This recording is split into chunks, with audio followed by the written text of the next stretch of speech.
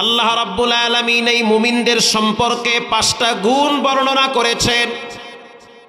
ইন্নামাল মুমিনুনা আল্লাযীনা ইযা যুকিরাল্লাহু ওয়াজিলাত কুলুবুহুম ওয়া ইযা তুলিয়াত আলাইহিম আয়াতুহু যাদাতুহুম ঈমানা ওয়া আলা রাব্বিহিম ইয়াতাওয়াক্কালুন।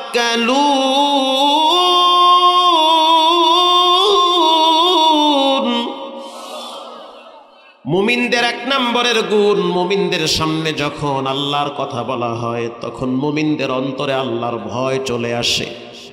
বলেন কার ভয়? আল্লাহর ভয়। ক্লাস 6 এর ছাত্র, 7 এর ছাত্র, 9 এর ছাত্র ফজরের টাইমে আমি দেখছি, আমার চোখে এই চোখ দেখছে আমার। ঢাকায় মোহাম্মদপুর ধানমন্ডিতে দেখি শীতের ভিতরে 6-7 এর ছাত্ররা ফজরের টাইমে মসজিদে গিয়া সেজদায় লুটিয়ে পড়ে। কেন আসছো তোমরা? বলে আল্লাহর ডরে আসছি। বন্ধু বান্ধব অনেকেই গুলি খেয়ে চোখ হারিয়েছে, অনেকেই হাত হারিয়েছে, অনেকেই পা হারিয়েছে, অনেক বন্ধু বান্ধব অ্যাক্সিডেন্ট করে হাত পাও ভেঙে পঙ্গুতে পড়ে আছে। না জানি আমার জীবন কি হয়ে যায়। এজন্য সময় থাকতে টাইম মতো মসজিদে গিয়ে আল্লাহর কদমে সেজদা দেই। এটাই হলো আল্লাহর ভয়। এমনও মানুষ দেখছি সরকারি চাকরি করে 1 টাকাও ঘুষ খায় না। কেন খান না? বলে ইন্নী আখাফুল্লাহ, আমি একজনরে ভয় পাই, তিনি হলেন কে? আগের যুগে বাচ্চাদের ভিতরেও আল্লাহর ভয় ছিল। ও কক্সবাজারের মুসলমান শুনে নেন, আগের যুগে ছোট ছোট বাচ্চাদের ভিতরেও রবের ভয় ছিল। এজন্য আগের যুগের বাচ্চারা মা বাবাকে সম্মান করত, শ্রদ্ধা করত। আর এই যুগের সন্তানেরা মা বাবাকে বৃদ্ধাশ্রমে পাঠায়া দেয়। বাবা খাওয়ার জন্য বাবার কাছে টাকা চায়, যে বাবা কি, বাবা খাবো, টাকা দাও। সুবহানাল্লাহ, এটাও কি সুবহানাল্লাহ? নাউজুবিল্লাহ না নাউজুবিল্লাহ। তাফসীরের কিতাবে আসছে বাপ আর সন্তান দুইজনে সিরিয়ার জমিনে হাঁটতেছে। জান্নাতানি আইয়ামিনি ওয়া শিমাল, বিশাল বড় একটা আঙ্গুর ফলের বাগান, ডানেও বাগান বামেও বাগান। বাগানের এই মাথার থেকে ওই মাথায় যাইতে লম্বা সময় লাগে। বাপ আর সন্তান সেই বাগানের পাশ দিয়ে যাচ্ছে। বাবায় যখন তাকায় দেখলো আঙ্গুর ফলের বাগানে কেউ নাই। আমি চাইলে কিছু আঙ্গুর পেড়ে বাড়িতে নিয়ে খেতে পারি। এবার আমি আপনাদের কাছ থেকে জানতে চাই, মালিকের অনুমতি ছাড়া আঙ্গুর পাড়া কি জায়েজ হবে?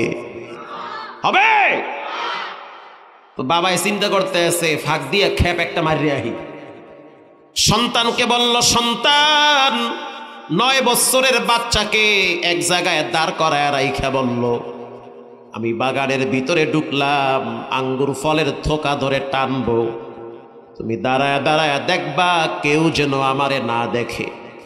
কেউ যদি দেখে তুমি আমারে সতর্ক করে দিবা। এবার বাবা আঙ্গুর ফলের বাগানে ঢুকছে। সন্তান ডানে একবার তাকায়, বামে একবার তাকায়, কাউরে দেখে না। বাবায় কেবলমাত্র আঙ্গুর ফলের থোকা দইরা টান মারছে। এখনো পর্যন্ত বোর্ড থেকে ফল ডিসকানেক্ট হয় নাই। সন্তান চিৎকার মেরে বলল, ইয়া আবি আহাদু ইয়ারানা, বাবা কে যেন তোমার দিকে তাকায় আছে। বাবায় ভয়তে জুতা মতো হালায় মারছে, দৌড়। মালিক বুঝি দেখে বলাইছে। বিশ্বাস করেন দুনিয়ার কোনো মালিক দেখে নাই। বাপ সন্তানের কাছে আইসা বলে, ও সন্তান, তুমি আমার সাথে কি মজা নিতেছো? বলে, না বাবা, কোনো মজা নেই না। তাহলে তুমি কেন বললা যে আমাকে একজন দেখতেছে? সন্তান বলতে আছে, আব্বু দুনিয়ার কেউ দেখে না, তোমার আমার মালিক, তোমার আমার স্রষ্টা, তোমার আমার রব স্বয়ং আল্লাহ তোমার দিকে তাকায় আছে। ওয়াজিলাত কুলুবুহুম, এটা আল্লাহর ভয়। এই আল্লাহর ভয় যদি আমাদের যুব সমাজের কলিজায় থাকতো, এই সমাজে কোনো মেয়ে ধর্ষণের শিকার হতো না। এই গত 2 দিন আগেও তো দেখলাম কক্সবাজার কোথায় যেন এক মেয়ে গণধর্ষণের শিকার হয়েছে, চকরিয়ায়। এই সমাজের মেয়েরা যদি আল্লাহরে ডরাইতো তাহলে কোনো মেয়ে ধর্ষণের শিকার হতো না। মাইয়েরাও মাশাআল্লাহ লাগাম ছাড়া একবারে মোবাইল টোবাইল বেটকায়া বটকায়া 13 লাগে ফিল্ডিং মারে। আর বাপে তো মনে করছে আমার মাইয়া আল্লাহর ওলি। আছে না নাই? সমাজে একটি স্লোগান হয়, দেশ বাঁচাও সমাজ বাঁচাও। আপনাদের কি কষ্ট হয়? আমার আওয়াজটা কি আপনারা স্পষ্ট শুনতে পান? মাশাআল্লাহ। দেশ বাঁচাও সমাজ বাঁচাও। এই দেশ আমাদের দেশ, এই সমাজের মানুষ আমরা, আমি আপনি, আমার বোন আপনার বোন, আপনার মেয়ে আমার মেয়ে, সমাজের বাসিন্দা। দেশ এবং সমাজ যদি বাঁচাতে চান তাহলে প্রথম মা বাবাদেরকে প্রতিজ্ঞাবদ্ধ হওয়া লাগবে। প্রত্যেকটা বাপ সে যেন তার ছেলেকে বাঁচায় মাদক থেকে। প্রত্যেকটা বাপ সে যেন তার সন্তানকে বাঁচায় বেনামাজি বখাটে বন্ধু বান্ধব থেকে। ঠিক না ব্যাঠিক? প্রত্যেকটা মা সে যেন তার মেয়েকে বাঁচায় কোচিং ফাঁকি দিয়া, কোচিং এর নাম দিয়া পার্কের পিছনে কোন ফ্রেন্ডের সাথে বাদাম খায় খবর মায়ের নিতে হবে। মা যদি তার মেয়েকে বাঁচায়, বাপ যদি তার সন্তানকে বাঁচায়, বিশ্বাস করেন সন্তান বাঁচবে, মেয়েও বাঁচবে, ছেলেও বাঁচবে, মা বাবাও বাঁচবে, সমাজও বাঁচবে, দেশটাও বেঁচে যাবে। এজন্য আপনার মেয়ের খবর নেন কোথায় যায়, ছেলের খবর নেন কোথায় যায়, কার সাথে আড্ডা মারে, কার সাথে ওঠা বসা করে, খোঁজ খবর লাগান। কারণ মা বাবা এবং সন্তান যদি আল্লাহরে ভয় পায়, বিশ্বাস করেন ওই ঘরের ভিতরে রহমতের দরওয়াজা খুলে দিবেন কে? হযরত ওমর রাদিয়াল্লাহু তাআলা আনহু সিরিয়ার জমিনে রাষ্ট্রীয় সফরে যাচ্ছে।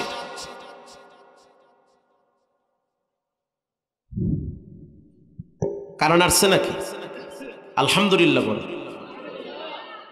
ভালোই কারণে ভালোই একটু রূপ দেখাইছে। যাক, আল্লাহ হেদায়েত দান করুক। কালকেও কারেন্ট গেছিল নাকি? আজকেই গেল। মাঝে মাঝে যায়, মাঝে মাঝে আয়, মাঝে গরমের দিন দেখবেন এদিকে না, আমগো গ্রামে গরমের দিন খালি মাঝে মাঝে আহে। ঠিক না বে ঠিক? কারেন্ট আইছে মাঝে মাঝে আয়, তার মানে আই না, ওই একটু আইয়া চেহারাটা দেখাইয়া রূপটা একটু ফ্রেশ চর্চা করে আবার জায়গা। আপনাদের কি কষ্ট হয়? আমার জান্ডার অর্ধেক খায়াল আছে গাই মাইকি, মানে এই মাইকের দোষটা ধরেছে কারেন্টের। কারেন্ট ছিল না, সাউন্ড সিস্টেম ঠিক করতে পারে না। চমৎকার সাউন্ড। আল্লাহ পাক মাইক ম্যানরাও কবুল করুক, আমিন বলেন। সময় তো প্রায় শেষের দিকে, দোয়া করে দেব। ইন্নামাল মুমিনুনা আল্লাযীনা ইযা যুকিরাল্লাহু ওয়াজিলাত কুলুবুহুম وَإِذَا تُلِيَتْ عَلَيْهِمْ آيَاتُهُ زَادَتْهُمْ إِيمَانًا وَعَلَى رَبِّهِمْ يَتَوَكَّلُونَ।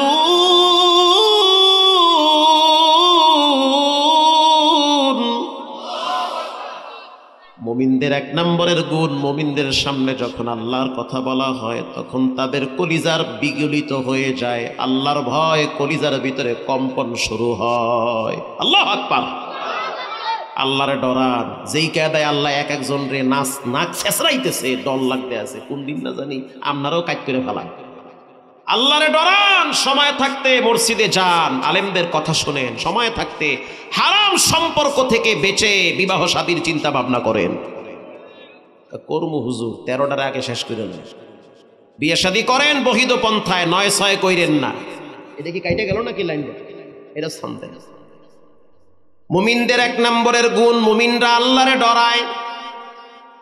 হযরত ওমর রাদিয়াল্লাহু তাআলা আনহু রাষ্ট্রীয় সফরে যখন তিনি সিরিয়ায় যাচ্ছেন, কিছুদূর যাওয়ার পর পানির পিপাসায় কাতর হয়ে গেছে। হযরত ওমর তাকায়া দেখলো একজন রাখাল কিছু বকরি নিয়া পাহাড়ের উপর থেকে আস্তে আস্তে নিচের দিকে নামতেছে। হযরত ওমর ছদ্মবেশে রাখালের কাছে গিয়ে বলল, রাখাল, বকরির থেকে একটু দুধ দহন করে আমারে পান করাও।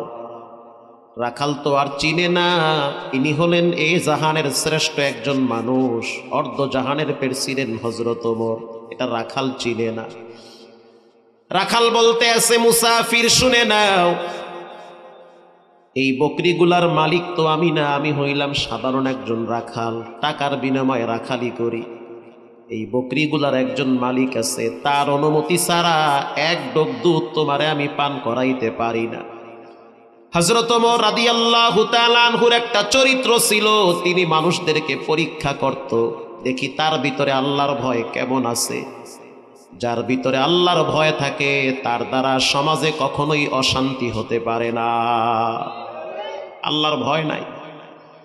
হযরত ওমর এবার তাকে প্রস্তাব দিল, যুবক শুনে নাও, তোমার এখান থেকে মাঝে মাঝে বকরি কি বাগে খায়া ফেলায় নাকি? বলে হ্যাঁ খায়। তাহলে একটা কাজ করবা, তোমার এখান থেকে একটা বকরি আমার কাছে বিক্রি করো, তোমাকে কিছু টাকা দিয়ে দিব। বকরিটা জবাই কইরা গোস্ত তুমিও খাও আমিও খাবো, দুইজনই তৃপ্ত হব। এবার সেই রাখাল বলতে আছে, ইবনাল মালিক ফাইনাল্লাহ,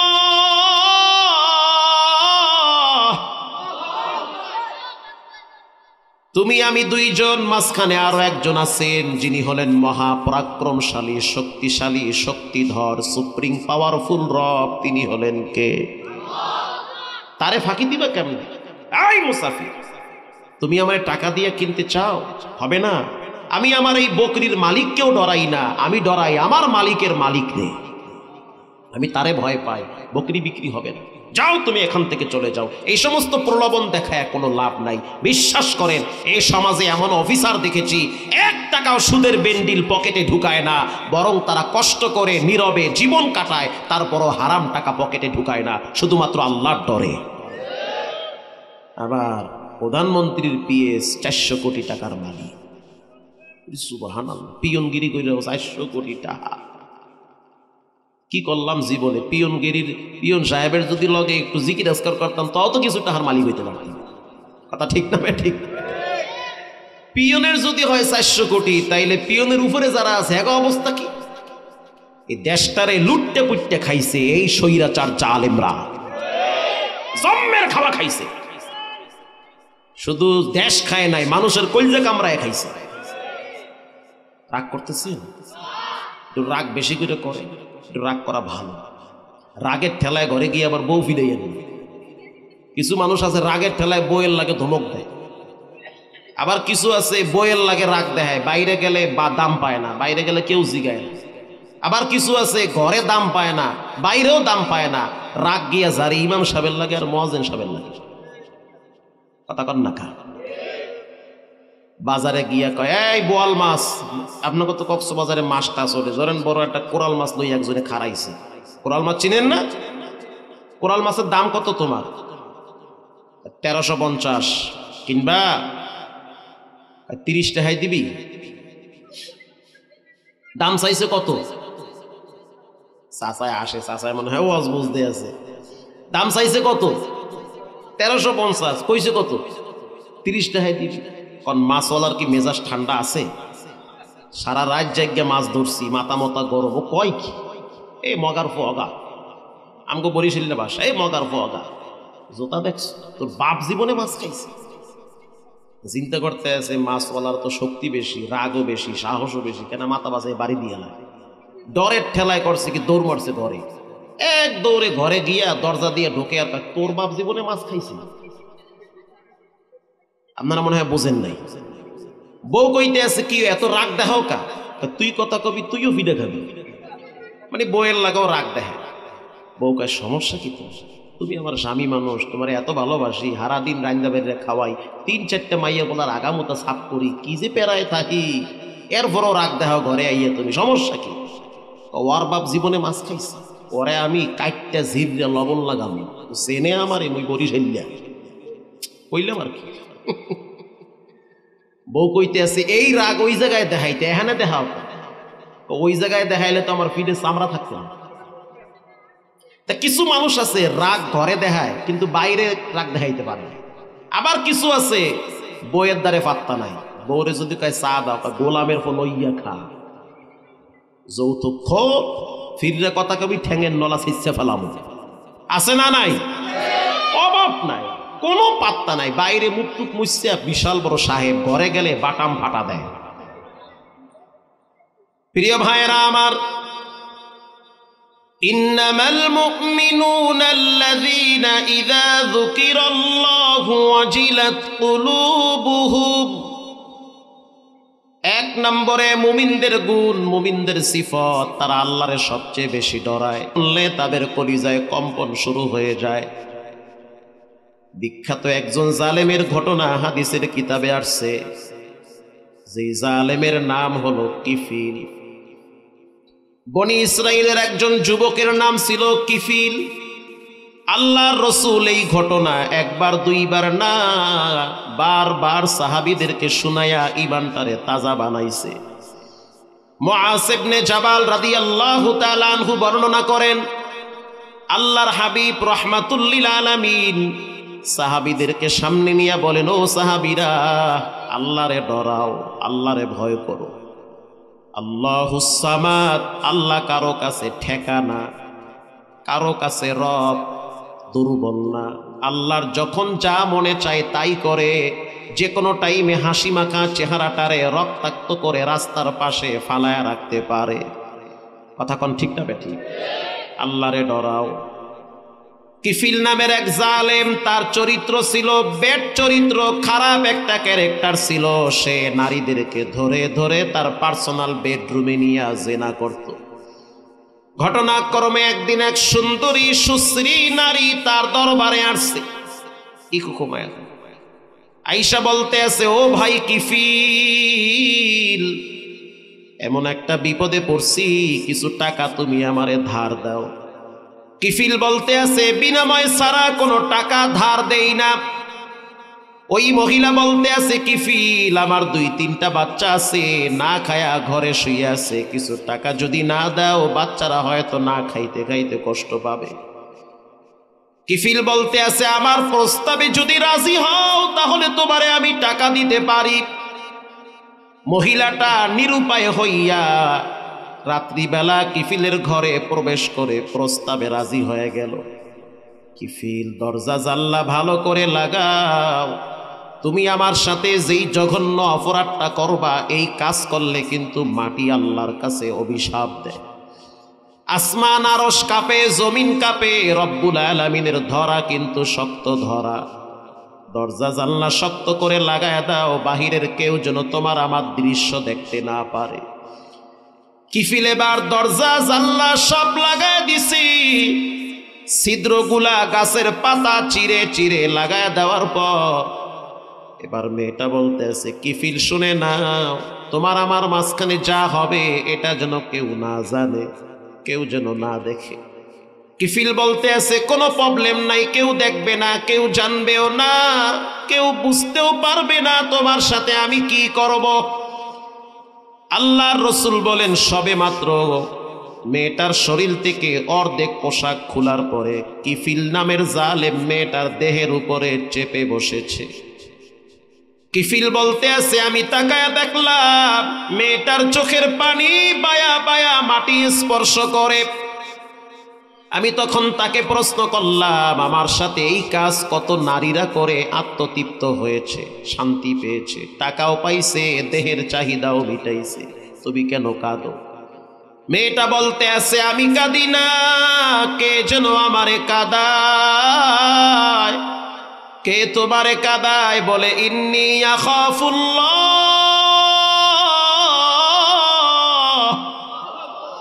আমি একজন রে সবচেয়ে বেশি ভয় পাই, যিনি তোমারেও দেখে আমারেও দেখে। আলাম ইয়ালাম বিআন্নাল্লাহা ইয়ারা, আল্লাহর দেখা নিখুঁত দেখা। আল্লাহ মানুষকে দেখে, মানুষ কি করে, কি খায়, কেমনে চলে। পৃথিবীর সব চোখ ফাঁকি দেওয়া যায়, রবের চোখ ফাঁকি দেওয়া যায় না। আল্লাহ রাব্বুল আলামিন তোমাকেও দেখে, আমারেও দেখে। আল্লাহর ধরা বড় শক্ত ধরা। এই মাটির নিচে কত বড় বড় জালেম রে আল্লাহ ডাবায়া দিছে। মিনহা খালাকনাকুম ওয়া ফিহা নুঈদুকুম ওয়া মিনহা নুখরিজুকুম তারাতান উখরা। আল্লাহ আমাদেরকে মাটির দ্বারা বানাইছে, আবার এই মাটির ভিতরে নিয়ে যাবে, মাটির থেকে সবাইকে আল্লাহ একদিন দাঁড় করায় দিবে। যুবক বাবারা, আমার পায়ে হাত দিয়া বলি, অনুরোধ করে বলি, তোমাদের মতো অনেক যুবককে রব্বুল আলামিন আরামের ঘুম হারাম করে হসপিটালে শোয়ায় রাখছে। অসংখ্য যুবককে রব্বুল আলামিন রাত দিন কাঁদাইতেছে, চোখের পানি দেখার মতো দুনিয়ার কোনো মানুষ নাই।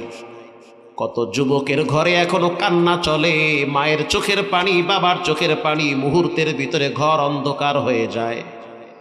এমন একটা রাত নাই, দিন নাই, যেই রাতে দিনে যুবকের মৃত্যু হয় না। এমন একটা রাত দিন নাই যেই রাতে দিনে মানুষের লাশগুলা কবরে দাফন হয় না। গত বছর আপনারা দেখছেন ঢাকার রেস্টুরেন্টে বন্ধু বান্ধব বান্ধবীরা মিলে বসে বসে কেক কাটতেছে, কেউ ডিজে পার্টির অনুষ্ঠান করেছে, কেউ বসে বসে বার্গার খাইতেছে, কেউ বসে বসে রুটি খাচ্ছে, কেউ বসে বসে ল্যাংটা নাচ গান দেখতেছে। কত আনন্দ, কত হাসি, কত এনজয়, কত আত্মতৃপ্তি কল্পনাই করতে পারে না। একটু পরে আমাদের দেহটা শক্ত হয়ে যাবে, পুরা দেহে আগুন লাগবে, এটা মাথায় ছিল না। এখনো পর্যন্ত আমেরিকার অঙ্গরাজ্য ক্যালিফোর্নিয়ায় আগুন ধরতেছে। সেই আগুনের তীব্রতা এত বেশি, কোরআনে পড়ছি রব্বুল আলামিন বলেছেন, আমার আগুন শক্ত আগুন, মারাত্মক আগুন।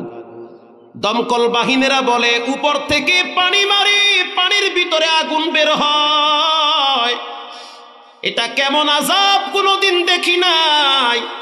আমেরিকার মতো জায়গায়, যেখানে রাস্তায় বালু খুঁজে পাওয়া যায় না, নিট অ্যান্ড ক্লিন শহর, সেই শহরের ভিতরে 12 মিনিটের ভিতরে প্রায় 150 কিলোমিটার রাস্তা জাহান্নামের আগুন চৌরাস্তা বানায় দিছে।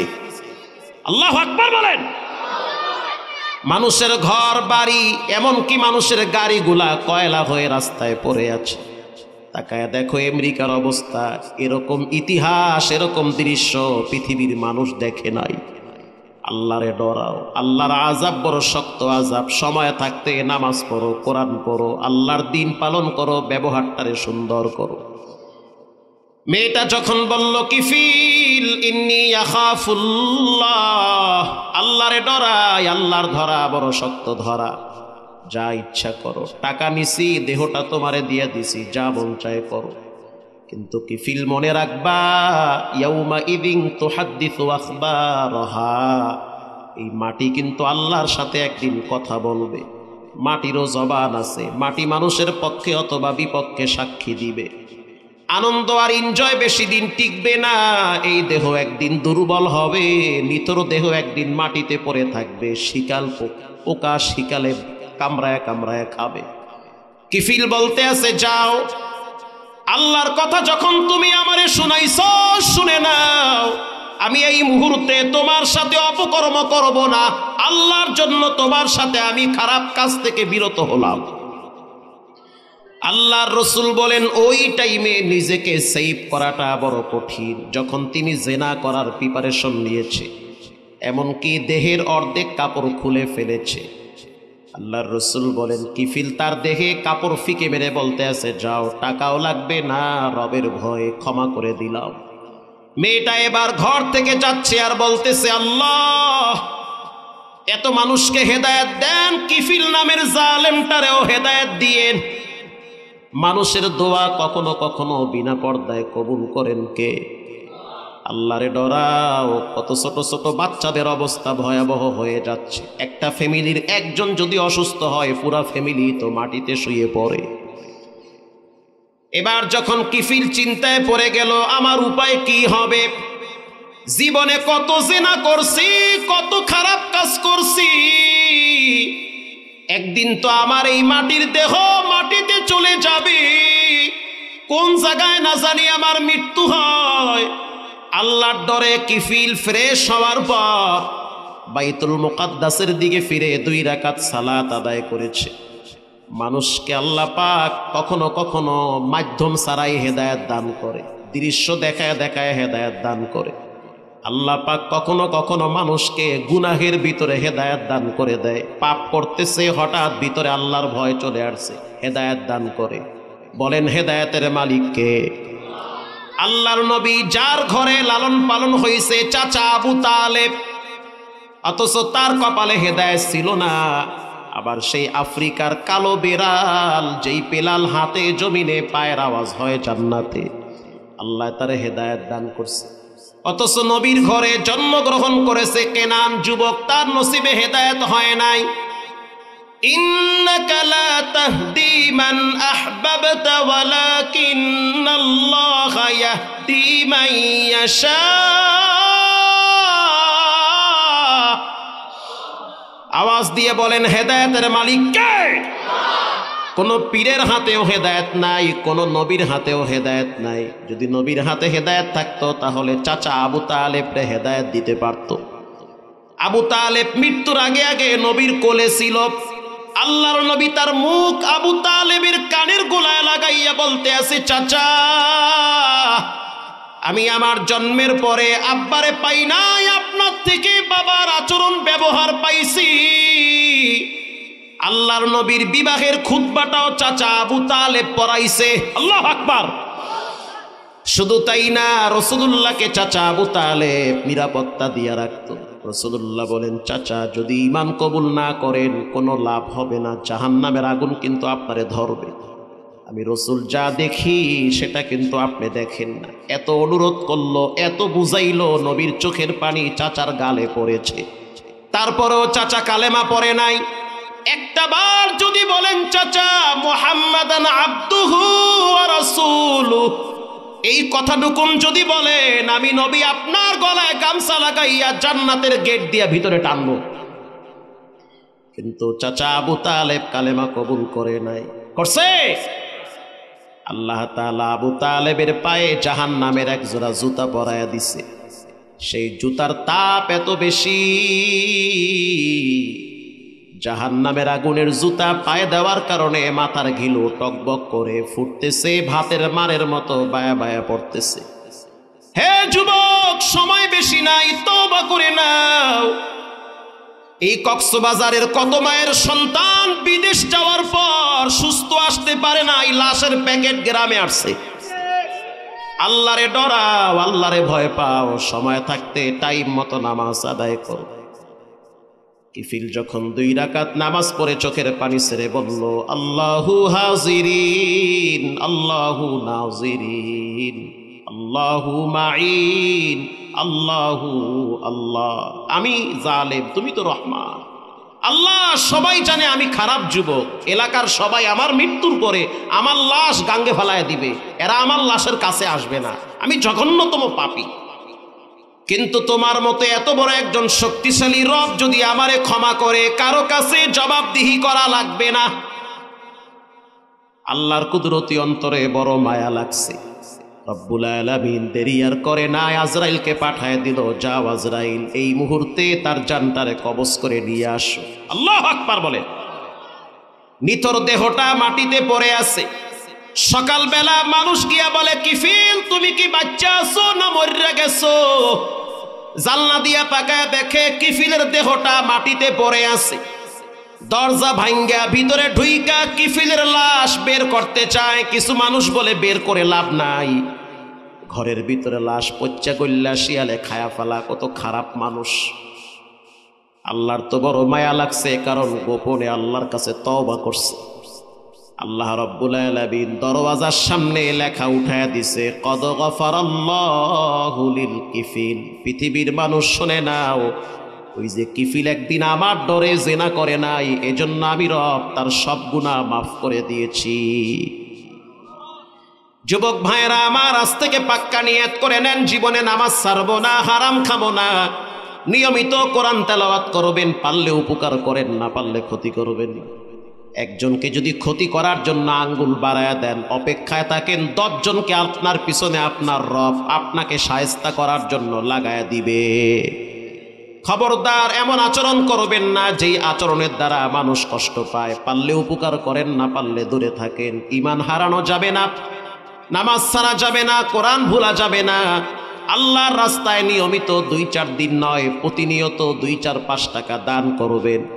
আজ থেকে পাক্কা নিয়ত করে নেন, জীবনে কোনোদিন নামাজ ছাড়বো না, হারাম খাবো না, মা বাবার সাথে বেয়াদবি করবো না, জীবনে কোনোদিন আলেমদের সাথে খারাপ ব্যবহার করবো না। ভাল লাগলে কাছে আসেন, না ভাল লাগলে দূরে চলে যান, কেউ আপনার জোর করে আনবে না।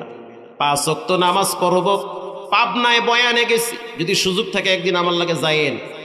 পাবনায় চাটমোহরে বয়ানে গেলাম, মসজিদের দরওয়াজার সামনে লেখা দেখছি, হে যুবক, যদিও তুমি মসজিদে আসবা না, মসজিদের পালকি টাইম মতো তোমার বাড়িতে চলে যাবে। এই লেখাটার রহস্য কিছুই বুঝলাম না। মসজিদের সভাপতি বয়োবৃদ্ধ মুরব্বী মানুষ, তাকে বললাম, চাচা এটা কিসের লেখা? সে বলল, হুজুর এই লেখার পিছনে একটা ইতিহাস আছে। এই মহল্লার কিছু যুবক কক্সবাজারে ঘোরার জন্য রওনা হয়েছে। যখন তারা গাড়ি ভাড়া করছে, তখন আমি তাদেরকে বুঝায় বলছি, ও সন্তান, আনন্দে আত্মহারা হয়ে ব্যালেন্স হারাবা না, কারণ যখন বেশি আনন্দ করবা তখন বেশি বড় বিপদ হতে পারে। বেশি আনন্দ করতে গিয়া মদ খায়া মাতাল হয়ে রাস্তা হারায়া ফেলায়। বেশি আনন্দ করতে গিয়া মদ এত খাইছে, কক্সবাজার না হইল 200 মদ খাইয়া মরছে। কথা আসতে বলবেন না, জোরে বলেন। আরো খা, খালি মদ খাবি গিয়া, মদের লাগে গু মিশাইয়া খা, জম্মের খাওয়া খা, খাইয়া ঘরের ভিতরে মর। আর একজনের হোটেলে গিয়া খাইয়া মরলে তো বেচারাই বিপদে পড়বে। খাইতে থাক, দোয়া করি আরো খাও, জম্মের মতো খাও, খাইয়া মজা পাইলে সমস্যা কি? কথা ঠিক না ব্যাঠিক? খাইতে থাক। ওই দিক দিয়ে আয়, টাকা খরচ করতে, টাকা খরচ করার জায়গা পায় না, আইয়া সাগরের পানিতে গোসল করে শরীরে বাবায়া করে ডগডগাইয়া খায়, খাইয়া লইয়া ব্যাঙ্গের মতো চিতায়। স্পষ্ট বলে দিলাম, সন্তান, এখান থেকে কক্সবাজারে গাড়ি ভাড়া করে যাবে, খবরদার নামাজের টাইমগুলায় অ্যাভয়েড করে চলবে না। টাইম মতো নামাজ পড়বে, তা না হলে কিন্তু যে কোনো সময় দুর্ঘটনা হতে পারে। তখন তারা প্রথমে বলছে, হ চাচা নামাজ পড়বো। চাচায় বলল, হুজুর আমার ভাগিনাও সেখানে ছিল, ভাতিজাও ছিল। তারা গাড়ি ভাড়া করে কক্সবাজার রওনা দিছে। মসজিদ ক্রস করার পরে কিছু দূর যাওয়ার পরে শুনলাম তারা ডেক সেট ছাইড়া দিছে। খুব নাচানাচি কোদাকুদি গাড়িতে শুরু হয়ে গেছে। কক্সবাজার শ্বশুরবাড়ি আইতে আছে, কি মজা রে।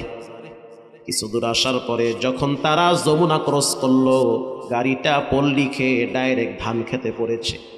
হুজুর 11টা তাজা লাশ এই গাড়ির থেকে বের করছি। যেই জায়গায় দাঁড়ায় আছেন এই জায়গায় লাশগুলারে সারিবদ্ধ করে শোয়ায় রাখছি। ওই দিন দুঃখে কষ্টে আমার কলিজার ভিতরে কামড় মারছি। যদি পারতাম যুবকের শরীরের রক্ত দিয়া লেখা দিতাম কপালে, হে যুবক, যদিও তুমি মসজিদে আসবা না, মসজিদের পালকি টাইম হয়ে গেলে তোমার বাড়িতে সময় ছাড়াই চলে যাবে। তখন বুঝলাম কেন সে লেখলো মসজিদের পালকি টাইম মতো বাড়ি যাবে। এজন্য শ্রমিক ভাই যারা আছেন, কষ্ট করেন, হালাল পয়সা কামান, দুনিয়ায় কষ্ট করেন, মরার পরে যদি আবার কষ্ট করা লাগে তাহলে তো জীবনে শান্তি পাইলেন না। দুনিয়ায় কষ্ট করবেন, টাইম মতো নামাজ পড়বেন। মুমিন দুনিয়ায় কষ্ট করবে, মরার পরে শান্তি করবে। এজন্য আজ থেকে পাক্কা নিয়ত করে নেন, জীবনে নামাজ ছাড়বো না, হারাম খাবো না, আব্বা আম্মার সাথে বেয়াদবি করব না, আল্লাহর দ্বীন আল্লাহর জমিনে প্রতিষ্ঠার জন্য চেষ্টা করব, সংগ্রাম হবে, আন্দোলন হবে।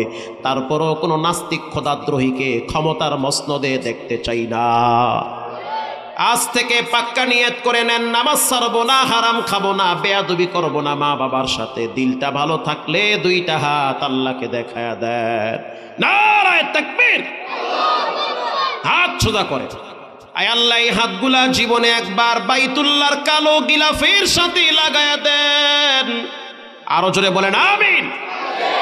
জীবনে একবার মদিনার রওজার পাশে সালাম দেওয়ার তৌফিক দান করেন, জোরে বলেন আমিন। হাত নামান। রঙ্গে তাকওয়া, রঙ্গে সিদ্দিক, রঙ্গে দিন, তা'আবদু বাকি বুয়াদ বর আবেদি।